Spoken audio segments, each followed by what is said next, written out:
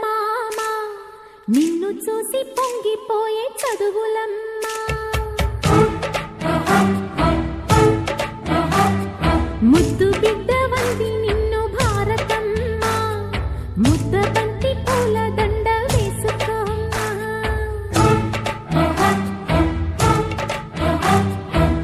విద్యార్థుల కళ్ళలోనే భారతి ఉందమ్మా మీకు బాధ కలుగుతుంటే నే చూడలేనమ్మా నమస్తే నమస్తే కలెక్టర్ నమస్తే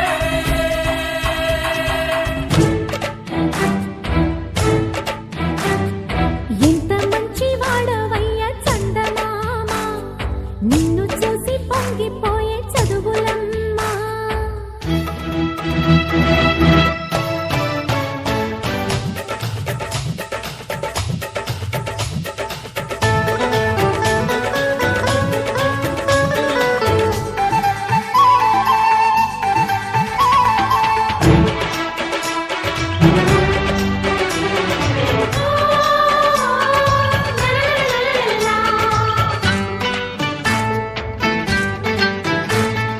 ఉంది నీకు అంతదండ మహారాజా మూడు వన్నెలున్న జంట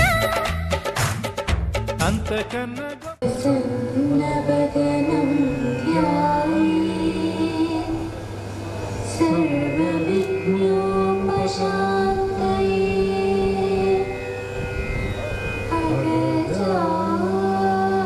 అగజానన పద్మార్కం అనేకదంతం భక్తానాం ఏకదంతం ఉపాసనే ఎక్కి మొత్తం కవర్ అయ్యింది. గురు బ్రహ్మ గురు ఒకే ఫ్రేమ్ రా. గురుదేవో మహేశ్వరః నమః తస్మై శ్రీ గురవే నమః. థ్యాంక్ యూ వెరీ మచ్ అందరూ. నేను కూడా 18 ఏళ్ల వయసు వాడిగా అయినాను. ఇప్పుడు ఈ స్కూల్లో చేరేటప్పటికి నా వయసు 27 సంవత్సరాలు తెలుగు పండిత. ఇక నోరు పెద్దగా భాష లేకపోయింది కానీ మాట్లాడాలి. వినండి, ఒక అధ్యాపకుడు పిల్లలకి పాఠం చెప్పేటప్పుడు వాళ్ళు తనకంటే గొప్పవాళ్ళు కావాలని ఆశిస్తారు. రెండోది విశేషం ఏంటంటే, మాస్టర్ గారు నేను మీ సబ్జెక్ట్ చదువుకున్నానండి. కూడా ఒక ఆయన పిహెచ్డీ చేశాడు హనుమాచార్య గారి మీద. అలాగే మరొక ఆయన కూడా తెలుగు పేటగా పనిచేస్తున్నాడు. ఇంకా ఆనందం వేసింది. ఈరోజు ఇది అనుకోనటువంటి ఒక స్థితి ఏంటి, మిమ్మల్ని అందరినీ చూడటం. విడిగా అయితే మిమ్మల్ని నేను గుర్తుపట్టలేను, నాకు తెలియదు, మర్చిపోయాను. ఇక్కడ ఈ హై స్కూల్లో మేము చదువుకున్నాము అనేటువంటి జ్ఞాపకం పెట్టుకొని ఇప్పుడు ముసలి తల్లిదండ్రులని అత్తమామల్ని వృద్ధాశ్రమాలకు పంపిస్తున్నారు. మీరందరూ మర్చిపోయినారేమో అని అనుకున్నాను, కానీ అలా కాదు. తెలుగు మాస్టర్ అంటే ఒకడున్నాడు, ఢిల్లీ మాస్టర్ అంటే ఒక ఆయన ఉన్నాడు.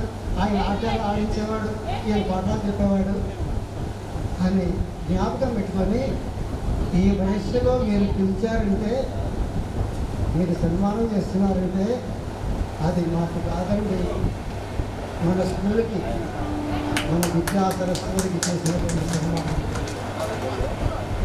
కాగా ఇది నాకు భిక్ష.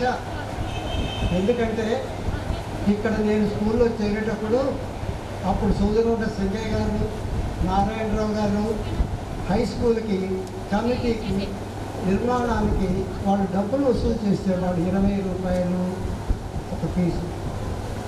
ఆ 20 రూపాయలు కూడా నా దగ్గర లేవు. ఒకసారి నన్ను చూసి పోరా పోరా అన్నాడు. అలాగే నాకు పాఠం చెప్పినటువంటి ఆయన ట్యూషన్ చెప్పాడు. ఆయన పేరు సూర్యకొచ్చి హనుమంతరావు. ఆటలు ఆడించేవాడు, క్లాసులో పాఠాలు బాగా చెప్పేవాడు, డబ్బు లేకుండా ప్రైవేట్ చెప్పేవాడు. ఆయన 20 రూపాయలు అప్పుడు అన్నాడు. 20 రూపాయలు అంటే